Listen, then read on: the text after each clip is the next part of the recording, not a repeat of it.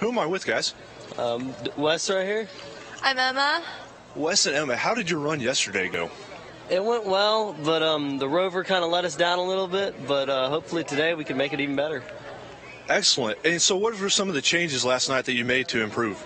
Well, we tightened my chain a lot, and we fixed the chain guard because it actually, it was welded with a plastic zip tie. One of our teammates took a soldering iron and a zip tie and put it back together.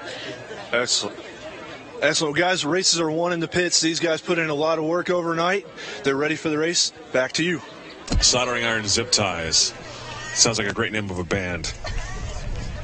All right, so yeah, we'll be talking to a couple of the teammates from Parish Episcopal here in just a moment. We're still watching Buckhorn High School make their run now, coming down off the Martian Butte, and looks like they're about to head over the Martian Ridges. But they've slowed down. That's not going to help them try to get over those ridges any faster, Chris. No, we've got a lot of different obstacles. Actually walked the course this morning. The obstacles are the same from last year, but in previous years we used to only have the lunar-themed obstacles. The past couple years we've added the Martian-themed to reflect a lot of our ambitions for the NASA Space Launch System, our journey to Mars and to further deep space destinations, and so we've incorporated that into the design of the obstacles here. It really seems to go well. A lot of kids actually enjoy that we've got some different. They may not enjoy the Martian Butte obstacle so much. There's always going to be that one obstacle that nobody wants to tackle. Always complaining about something, but no, they've really had a chance to come out here and tackle these obstacles. I walked them back in them today. Like I said, the weather's great, so there's no mud, as we see Team 32 take a strategy a lot of teams have taken, which is the left side of that right there. But all these obstacles are designed to mimic surface features that you'll find on deep space destinations, whether it's the craters that are formed by impacts on these planetary objects because they have thin atmospheres, the crater, the ejecta, the rims of the crater, wrinkle ridges, asteroid impacts, if you will. And so and we've got some serious scientists here at NASA Marshall who've taken the time to make sure that these obstacles really do mimic those surfaces. Right you are, sir. Approaching the inclined plane. Buckhorn High School got a little too far to the side there. Once again, hitting the hay bales, not a penalty, but stepping off and touching the actual obstacle is. That is always a difficult obstacle year after year, as we see.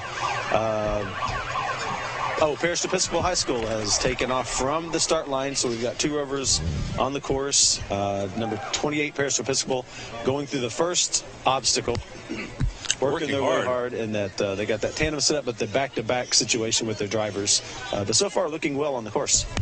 So we're joined now by Whitney and Soham. And okay, Soham, tell us about zip ties and welding. So in order to get the back person to pedal forward but drive the Rover towards their back, we have to have a figure eight in the chain. And to facilitate that, we put a plastic piece that turns the chain out of alignment and back into alignment. And when that broke, our lead designer, Jake, had a great idea. He decided to use a soldering iron and a piece of a zip tie as filler to repair it.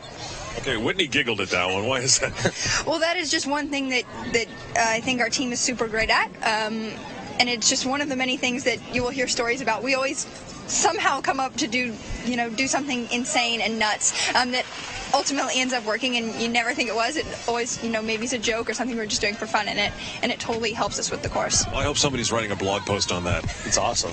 All right, let's head over to Will real quick. We're going to continue our conversation in just a second. Will Bryant, though, is standing by with our next team. Will?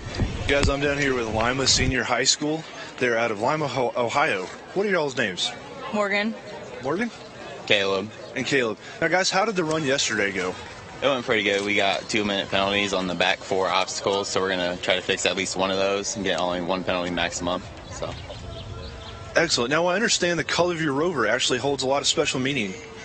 One of our biggest supporters, our principal's wife, has cancer, so we did this to support her. That's awesome. Guys, this competition is not only about the course, but it's also a lot about heart, and these guys certainly have that. Back to you. Thank you very much, Will. We appreciate it. Yeah, we remember we remarked on that team yesterday about how good it was that they were able to show that kind of a support, even with something as simple as colors, but also showing that our thoughts and prayers are also with absolutely. With they have two fighting teams that. too, and so both Rovers are reflecting that with their paint scheme, and we'll see them on the course, and we'll see their other Rover on the course in a little bit. Now, Chris, we didn't get a chance to talk about it too much yesterday about a relatively new component to the Rover Challenge that isn't actually a part of the race course here. It's actually happening a little bit further away. We're not going to be able to show you a lot of footage about it right now, but it's actual sample return challenge. Yeah, we'll get some footage of that later. It's an optional challenge we started last year. As we see Team 32, Buckhorn High School, cross the start line, cross the finish line. Congratulations to them. Parish Episcopal was on the course. So we have, obviously, all the teams have to design a Rover, come to the Rover course. And then we added the Wheel Technology Design Challenge, where every team has to design their own wheel. And if you look right here, you can see Team 28, their wheels are made out of cardboard, compressed cardboard. And so that was one of the Wheel Technology Design Challenge. And that's not optional, but what is optional is that sample return. And so we have the Dallas Parish Episcopal team here, and so you guys are participating in this sample return, and that's where you have to get off the Rover and collect 3 different kinds of soil samples. There was a pebble, there was a liquid, and then there was a soil. And so not every team has to compete in that. You all decided to, which is great. Tell us a little bit about that. So we love coming here and pushing ourselves to do something that typically isn't something that everybody would do. We like to take every opportunity to do the best that we can, and pushing ourselves to do something like that that's a little different, and giving other members of our team an opportunity to get on the Rover and participate is something we're really excited about. So maybe the person who isn't the strongest, who fits this, fits the actual race components, is the person that we're going to stick over there, and it's also a great opportunity to let us train new people for the Rovers next year.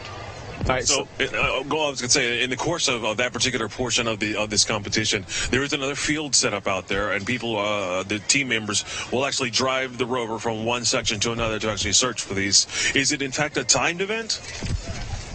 From what I remember from last year, yes, sir, it is.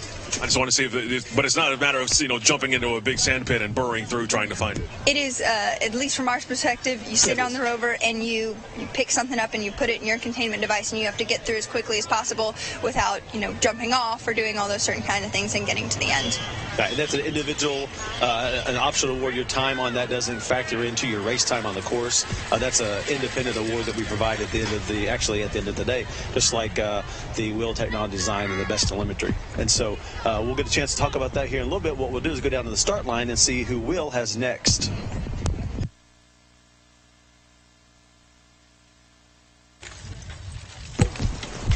Hey guys, I am down here with Southern Illinois University with Lauren. Lauren? I'm Sean. And Sean. Now guys, did you get out on the course yesterday? Yes. How'd that go? A little rough, but we got through. Excellent. What was the hardest part? Definitely the 4 obstacles by the big hill. 4 obstacles by the big hill. Now, were you able to make any changes overnight? I don't think we did. We're just working on synchronizing, shifting our gears better to get better ratios for climbing that hill and then getting over the difficult obstacles. So. Excellent. Guys, gears are always important when you've got a Rover or any car. They were working on theirs last night. We'll see how they do today. Good luck to you. You're welcome. All right, thanks a lot, Will. So while we're keeping an eye on, that team's about ready to turn loose, but actually really quickly, because your team's coming down, and I think they're actually setting a really good time, you want to do a quick shout out to some of your sponsors and advisors back home. Yeah, so we really want to shout out to Trucks Outfitters for helping us with our wheels. We wouldn't be able to have those wheels without them. We really want to help KSA, and we also really want to thank American Waterjet and our kindergarten and second grade friends back at home, and also the 5 members of the team that weren't able to come with us. So we really appreciate everybody at home and everybody who's been able to support us through this process. Okay. Any last words, Soham? I just hope we do really well, and I hope both of our Rovers can do as well as this one's doing right now. Well, you're doing very well. In fact, go ahead quick. They're going to come up behind us. You guys go ahead and run. Go cheer them on. That was Whitney and Soham from Parish Episcopal at Dallas. The ones with the cardboard wheels. They're cardboard wheels that are covered in truck bed liner. Crossing the finish line there. I love those wheels. They actually brought one over here yesterday, and we were able to heft it, and it weighed practically nothing, so they did a good job, and we're able to save weight as well as have something very sturdy to get over. So once again, we do not have a time on them right now, but we'll see if we can get an unofficial time a little bit later for them. This is Team 24 that is currently on Lima. Oh, right, one of the Lima High School teams. Do we have